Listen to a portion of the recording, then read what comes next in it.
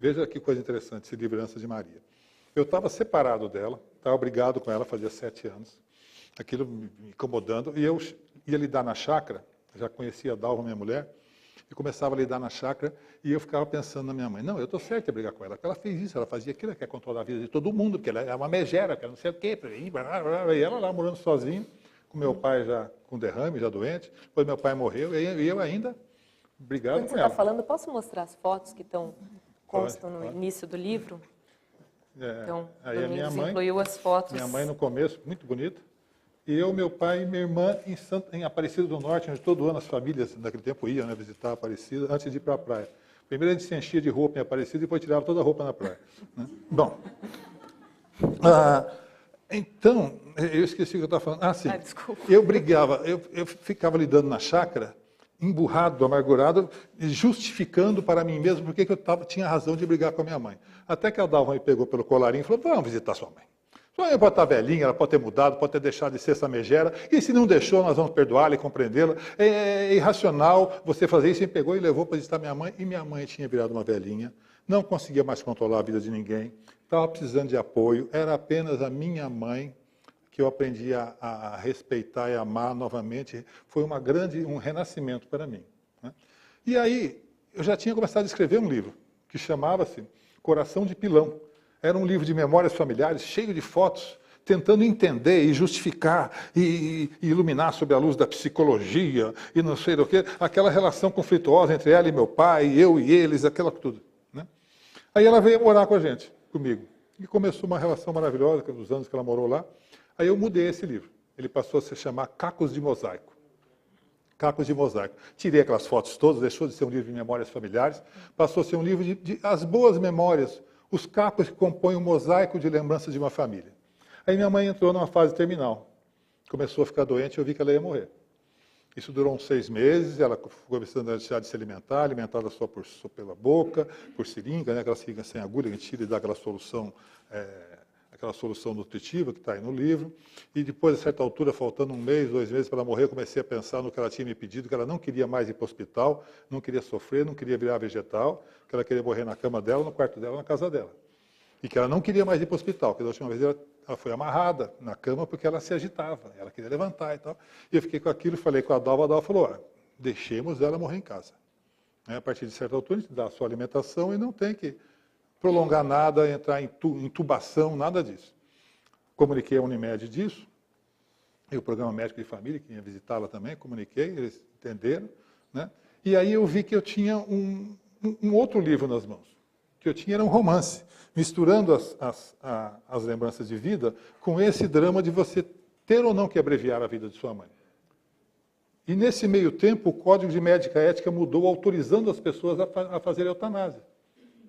Notem que interessante, tudo isso acontecendo ao mesmo tempo. E eu estava decidido realmente a não deixar minha mãe já naquela situação, ali já sem consciência, apenas respirando e sendo alimentada pela boca. Eu vi que logo ela ia começando já a alimentação por sonda e soro e não sei o quê. Eu vi que eu ia ter que tomar uma atitude. Né? Aí exatamente como no livro, massageei os pés dela um dia à noite. A Dalva me falou, massageei os pés dela. Eu falei, mas ela pode nem estar sentindo mais nada. A Dalva falou, massageia para você se sentir bem. Aí no dia seguinte minha mãe morreu, maravilhosamente, em paz, tranquila. Sorrindo. E nesse meio tempo, né? O livro mudou. Aí o livro passou, eu vi que ela tinha me deixado uma herança, que esse livro era uma herança. Não é? Para eu entendê-la e para iluminar também outras famílias que precisam, às vezes, se compreender melhor e perdoar e largar dessa bobagem de querer um julgar o outro demais. Não é? Então, passou a se chamar Herança de Maria. Esse livro, então, demorou, acho que 8 anos para ser escrito nesse processo todo. No final do ano passado, né? Muito bonito o livro. Então, ele é mais do que um romance para mim, ele é um processo de vida. Você veja, eu não escolhi nada, eu fui tentando entender as coisas, eu que fui, que nem um pau na correnteza, eu fui sendo levado no processo de fazer esse livro, e o livro se fazendo através de mim. E você passeia por várias fases da sua vida também nesse livro. Minha vida também, né? Eu tento fazer uma espécie assim de lavagem de roupa do passado, né? As sujas, as menos sujas, as mais sujas, tudo junto. Agora, uma pergunta que eu tenho sobre esse teu livro é o seguinte, a imprensa chegou até a compará-lo com outro livro muito interessante da literatura brasileira, que é O Filho Eterno, do Cristóvão Teza, pelo seguinte, os dois eles são considerados tecnicamente como romance autobiográfico. Os dois trazem questões e reconciliações familiares e os dois estão escritos na terceira pessoa. Eu queria te perguntar se falar na terceira pessoa e colocar esse protagonista, que seria o seu alter ego, como ele, né, o único personagem do livro que não tem nome, se foi uma estratégia para você conseguir contar essa história, uma história tão pessoal, se você precisou se distanciar e não usar a primeira pessoa. Como foi isso para você? Eu mostrei esse livro para 3 pessoas, né? A minha mulher, a Dalva, o Miguel Sanches Neto e o José Antônio Pedreali, escritor de Londrina, de quem eu recomendo vivamente o romance Fuga dos Andes. E eu mostrei para os 3. O Zé Antônio, o livro já estava todo feito, ele me sugeriu uma mudança no final que foi feita. A Dalva, desde o começo, foi dando as suas opiniões.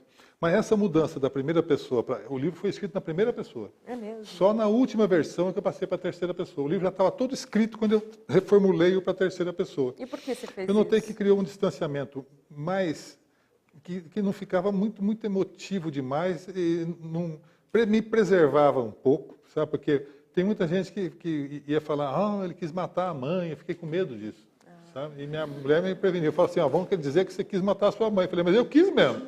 Ela falou assim, mas fique com isso como ficção, não como realidade, né? Porque as pessoas não vão entender. Muita gente não vai entender. E, quando você coloca a terceira pessoa, vira ficção de fato. E o Miguel Sanches Neto, eu mandei metade do livro para ele. Ele leu metade e falou assim, por que você não põe na terceira pessoa? Ele até citou, como fez o Cristóvão no livro O Filho Eterno. Eu falei, vou ver como é que fica. Escrevi uma parte lá, umas 20 laudas, reescrevi, né, no computador na terceira pessoa, gostei. Aí passei tudo para a terceira pessoa. Daí que foi um complexo muito elaborado esse livro, sabe? Esse livro podia, como eu tenho as versões anteriores no computador, ele podia ser uma maravilha para a aula de teoria da literatura, só para massacrar os alunos, né? Não tem que passar 2 anos estudando todas as versões. Agora, você lê muito rápido, também tem isso, viu? Porque é um livro delicioso. Que bom. Recomendo. Bom, o que eu queria te mas deixa eu te contar. Então, eu lidava na chácara, analisando minha mãe, julgando. Então, quando ela veio trabalhar, veio morar com a gente, a Dalva percebeu e falou assim, você notou que agora você está lidando na chácara e você está cantarolando e assobiando? Quando eu tirei o fantasma dos rancores, das amarguras da minha cabeça com a minha mãe, e ela morando na minha casa, eu cuidando dela, eu passei a lidar na chácara cantando. Aí eu fiz até um arcaizinho que é assim, maravilha, gente que canta no trabalho. Então vamos. Foi uma forma também de... Foi uma lavagem de alma. Entendi. Domingos, você tem uma frase que você disse uma vez que a sua meta é escrever como quem conversa com uma criança. A linguagem é uma questão muito interessante na sua obra, né? Você usa uma sintaxe própria, inclusive nos seus livros não é incomum ter uma nota de rodapé explicando que o autor não segue nem as novas regras gramaticais, quanto mais, nem as velhas, né? E o que eu queria te perguntar na hora de trabalhar a linguagem dos seus livros, você tem uma obra infanto-juvenil numerosa, né, volumosa. Você diferencia esse teu público quando você vai escrever para adultos, para crianças? Como que você trabalha a linguagem nesses dois públicos? Quando vem o tema, o assunto, ele já vem meio formatado. Se vai ser para criança, vai ser para jovem, se vai ser para adulto. Já vem meio formatado. E eu só faço aqui, a linguagem da criança é mais mágica e tem que ser bem simples, né? A linguagem do jovem tem que ser envolvente, um pouco mágica também, com alguma paixão, né? A linguagem do adulto já pode ser mais, eu acho que pode emitir mais tortuosidades, né, melindres, fragmentações, né? Tem todo um universo aí de emoções.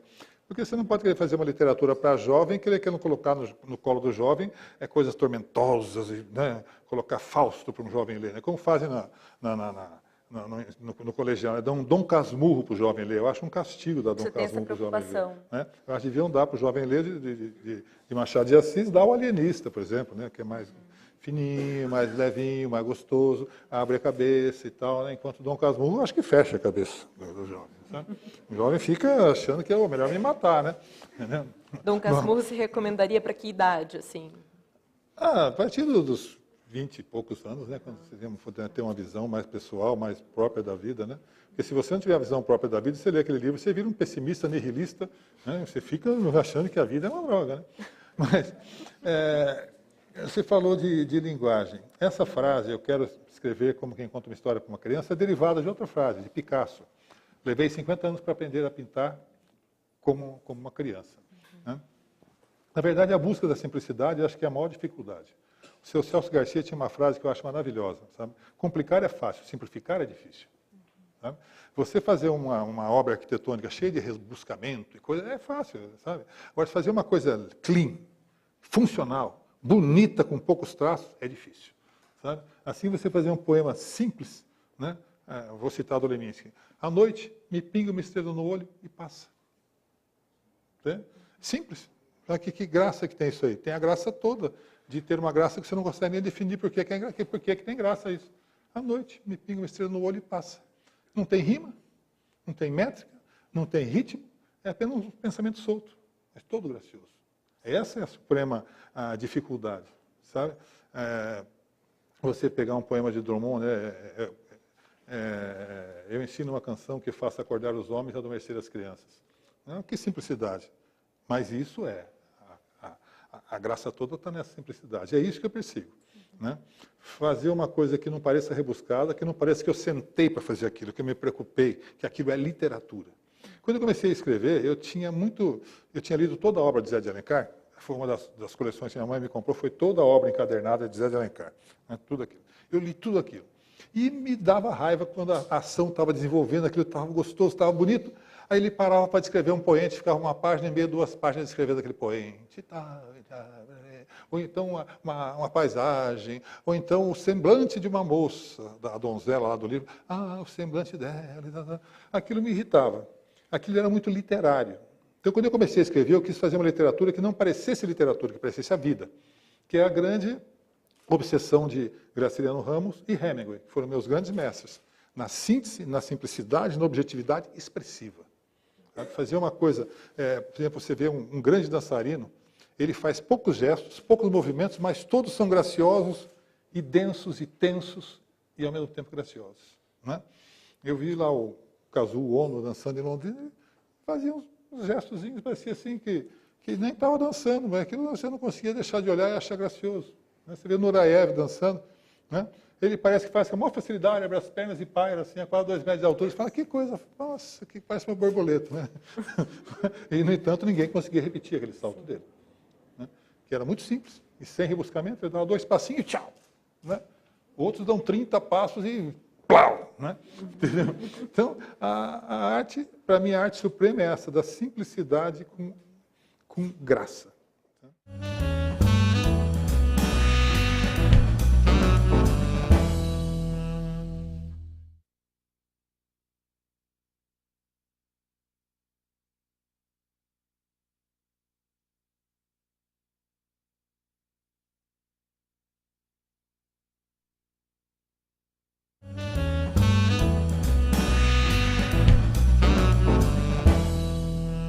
Chegar nesse resultado de uma literatura que não pareça literatura, você também tem algum método ou você também vai para um caminho mais da naturalidade na sua criação? Você é um escritor, por exemplo, que segue um horário, uma rotina para escrever? Você tem que escrever todos os dias, por exemplo, ou só quando vem a suprema inspiração? Você escreve sentado, em pé, que nem o Hemingway, seu mestre? Quais são os seus hábitos e suas obsessões? Hemingway escrevia as narrações sentado, os diálogos em pé. Né? Eu imagino que ele vivia no centro, levanta, não é nada. Né? Mas eu, como estou sempre inspirado, sempre tenho alguma coisa para escrever, eu nunca precisei de inspiração, sabe? Eu estou sempre com coisas para escrever, sempre com ideias sendo anotadas e tudo. Mas quando eu comecei a escrever, dos 14 anos até lá pelos 21, 22, 23, eu aprimorei muito a linguagem. O meu primeiro livro, que é esse aqui, O Homem Vermelho, ele quase não tem adjetivos. A linguagem é toda muito objetiva. Né? É verdade. No entanto, procurando ter graça, procurando envolvimento, emoção. E, ao mesmo tempo, não ter lugar comum. Não ter lugar comum. A gente vive falando lugares comuns. Né? Eu lembro que o Miguel Sanches Neto fez uma crítica de meia página inteira na Gazeta. Por que ninguém diz que Jô Soares é um escritor medíocre? E ele explicava por quê. Que os roteiros de Jô Soares eram previsíveis, calcados no senso comum, e a linguagem cheia de lugares comuns. Disparou o porta fora, falou em voz tonitruante, entende? Um poente, coisas que já ouviu sabe, não é nem você que está escrevendo, é os lugares comuns escrevendo através de você. Alguém tem que mandar urgentemente para o Jô Soares o livro do Humberto Werneck, né, O Pai dos Burros, que é um apanhado de clichês e lugares comuns. Então eu procurei não usar lugares comuns. E a melhor maneira de você não usar lugares comuns é você realmente estar emocionado com aquilo que escreve e procurar policiar cada linha se a língua não está escrevendo através de você.